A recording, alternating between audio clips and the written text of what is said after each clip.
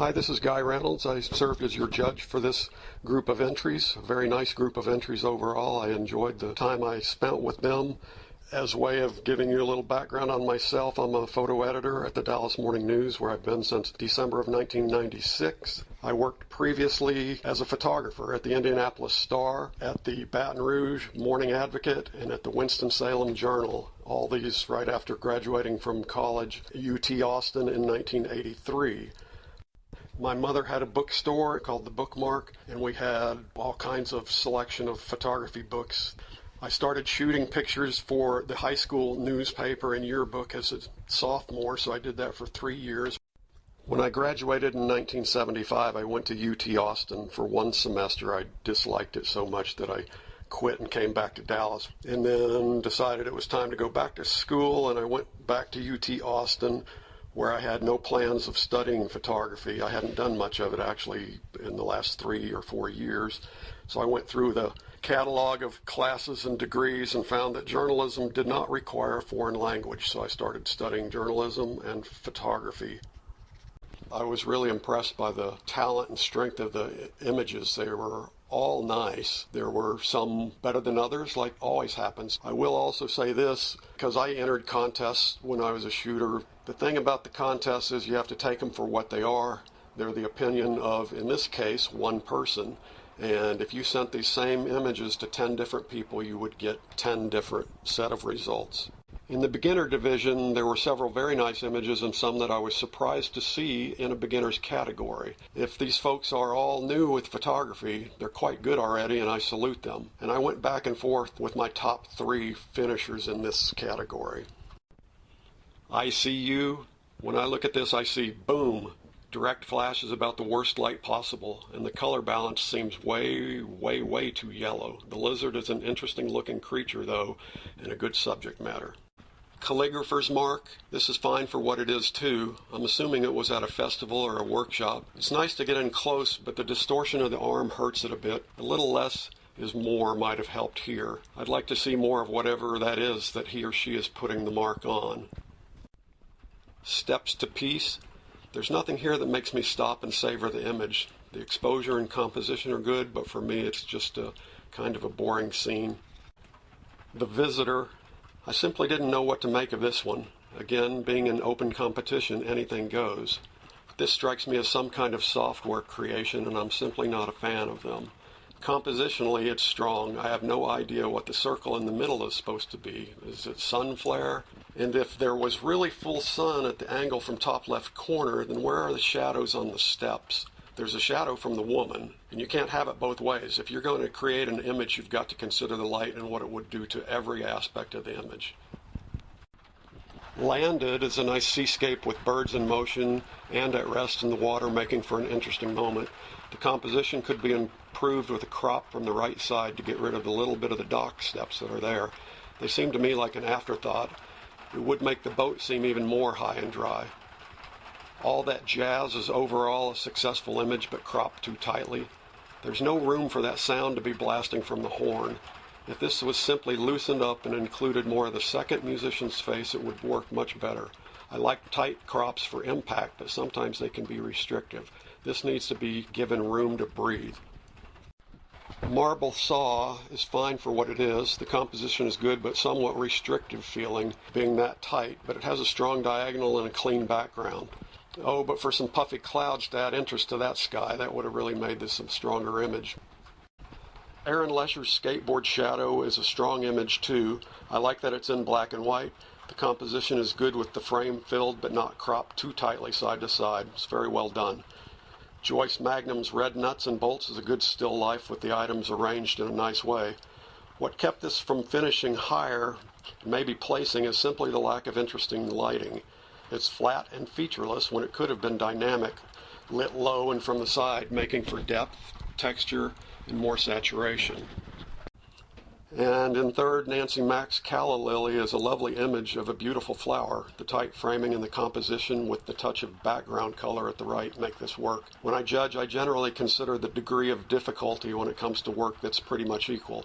It's like you see judging of diving or gymnastics in the Olympics. When they're all so good, how difficult something is comes into play. And so this wound up behind the top two because of that. Shooting a still life of flowers is considerably easier than doing street photography or portraiture. Kathy Lynn's A Vegetable Vendor falls more into the true street photography genre and looks to be totally candid. I like the framing and the shallow depth of field achieved by using a telephoto lens. The light is nice, and how can you not like that weathered, leathery face? About the only thing that would have made this better would be the inclusion of a customer, but only their hands taking an item from the woman or handing her money. The image lacks the impact of a strong moment. Otherwise, it probably would have finished first. Disobediently Civil by Brenda Armstrong wound up at the top. I had Disobediently Civil in third place because I initially thought the man is homeless, and I really kind of find taking photos of homeless people to be easy to do, overdone, and disrespectful at times. But given the title of the image, I'm not so sure he's homeless, and even if he is, this portrait is done very well. It's up close and quite intimate. The frame is filled side to side and top to bottom, something seldom seen done by beginners, or pulled off this well by advanced photographers. It's simply a splendid look at this gentleman, homeless or not. Moving on to the intermediate division. In this division, the cream rose to the top pretty quickly, with the first place images being easy to pick, but closely followed by others. Bellingrath Gardens does nothing for me. It's fine, but there's just nothing that elevates this above simple snapshot status. Highlighting the hawk isn't bad, but the moment isn't there. The can of lacquer or paint is just being held, not used, by the man working on the carving done with the chainsaw, I guess. Bee in the Spring.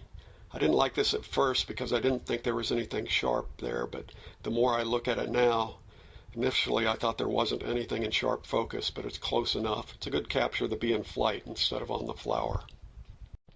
Golden Silk on the Buffalo River is close to honorable mention status, but pictures of rushing water shot with a slow shutter speed are pretty simple. This one's well done and has a nice color palette. Old Barn, it's not a bad landscape with bluebonnets and other flowers, but there's something odd about the color balance that's off. Maybe because it's such a gray day, and that metal fence detracts from the old feeling the barn gives. That's not something the photographer could change, though. Beale Street Man, it's a nice composition that could be improved by coming in on the left, enough to lose that brown pole.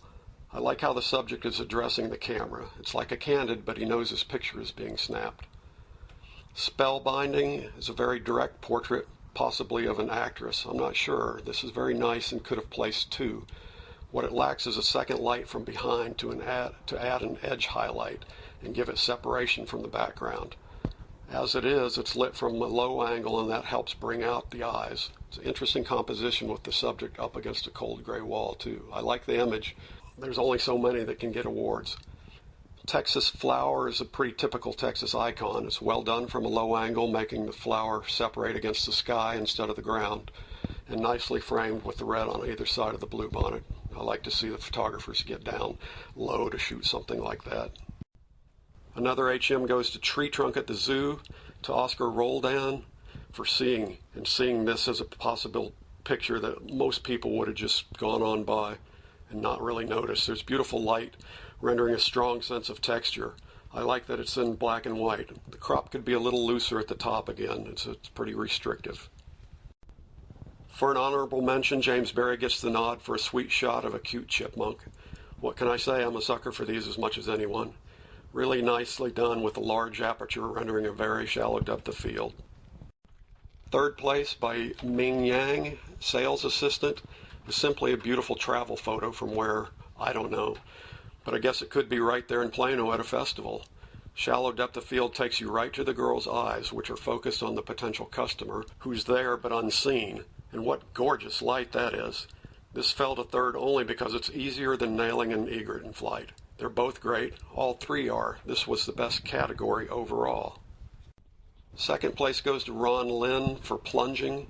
It's a great capture of an egret in flight. The title says plunging, but it looks more to me like it's taking flight since there are water droplets coming from the legs. The ripple on the water really adds more dimension to this. It's a nice use of a telephoto and getting perfectly sharp image of a moving subject. Shooting birds in flight is not an easy thing to do. Watercolors by Jim Walsh is a lovely image.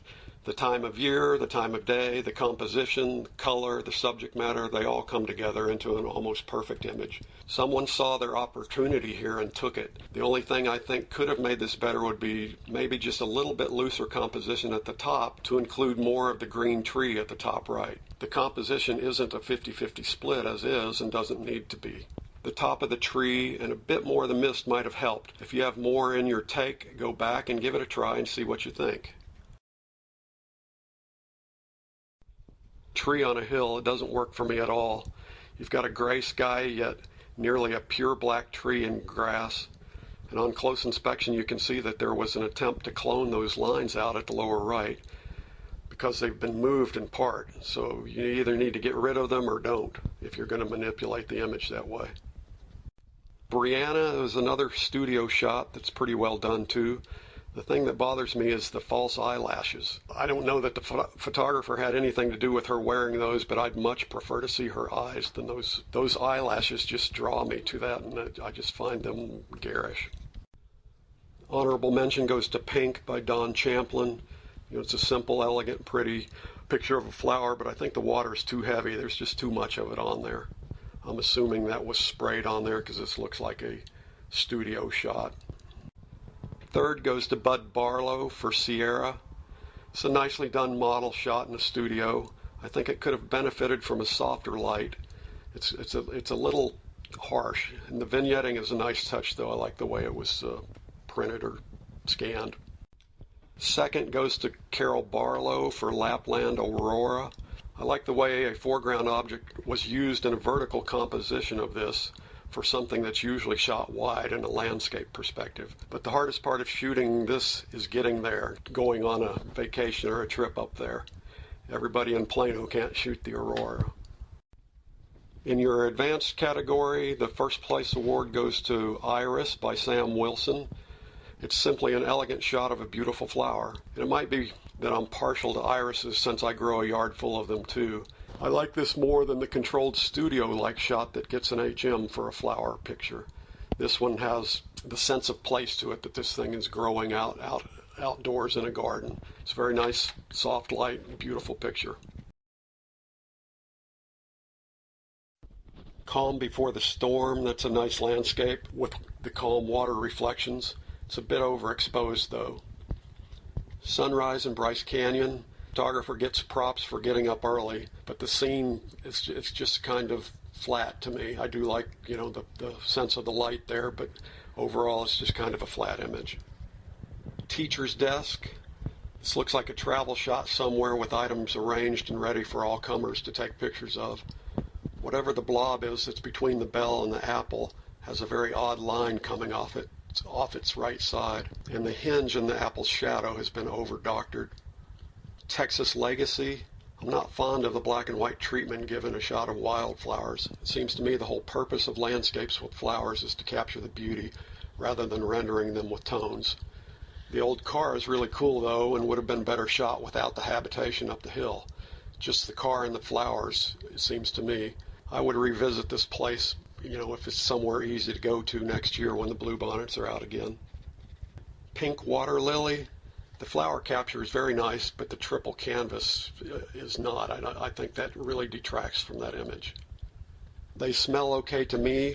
It's a great moment at the zoo, but the treatment is way over the top. It's way over sharpened and lightened for my taste. I would like to see this gorilla the way it looks.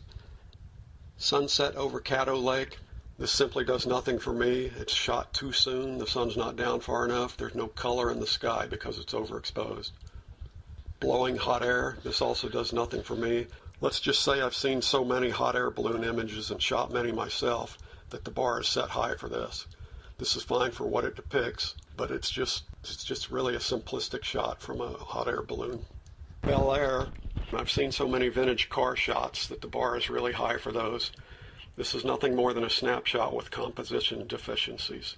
Milking an old car for some nice abstractions is a good thing to try, but this just seems like the photographer couldn't decide what they really wanted to show, the whole car, part of the car, or close-up details. Sunset-stricken Mustang is nice for having taken advantage of the time of day. I would have liked to have seen it considerably tighter on the sunset reflection on the side of the plane. As it is, the composition seems a little haphazard. What you're drawn to here is the color of the morning sun on the side of the plane. I think I would have taken advantage of that with a tighter shot. Charlotte Hasty gets an honorable mention for early morning breakfast. This is another nice look at a great blue heron that took a lot of patience to nail. These birds don't always have a tasty morsel in their beak. I wonder what the background really looked like when it was shot. Again, I inspected it closely and there's some telltale signs of cloning here. Double Suspension gets an honorable mention for Danette Volkmer for taking advantage of the opportunity to make a nice abstraction from part of a bridge. It's simple and elegant shot. You know, the bridge here now, the Margaret Hunt Hill Bridge, is probably the most photographed edifice in the city, and you know, it's just a great bridge, and an opportunity to shoot that thing and make some nice abstractions is right here for the taking, right here in Dallas. I don't know where this bridge was. I don't recognize it. Third place goes to Jen Carrick for Head for the Hills. A nice wide vista with snow-capped mountains topped by clouds in the distance. The red pickup truck going away makes more than a simple landscape out of this. But I started looking at this again when I was doing these comments, and on close inspection it looks like the truck was added to the image. Maybe it was, maybe it wasn't. The reason why I think it might have been added, if you blow that up and there's this white line, horizontal line that goes across one of the tires, and it just looks completely out of place. And then some of the flora there also looks cut out. Second goes to Ron Hasty for Bison, Cow, and Calf. This is super use of a telephoto lens for a natural science shot, and it also has a moment as the calf heads for the milk source. The framing is very good. The shallow depth of field makes it work. The nice warm tones that time of day really make this work too. It's well done. For your master category, first place goes to Aurora in Iceland by Maria Downey. I hope I pronounced your name right. It's a stunning shot, that's for sure. It's pretty much flawless. But again, like I mentioned in the previous category, shooting the aurora is actually not that difficult. If you Google, you can find thousands of images of the aurora that were shot this year. This is a beautiful image, there's no doubt about it. But again, you know, just getting up there is the hardest part of doing that picture.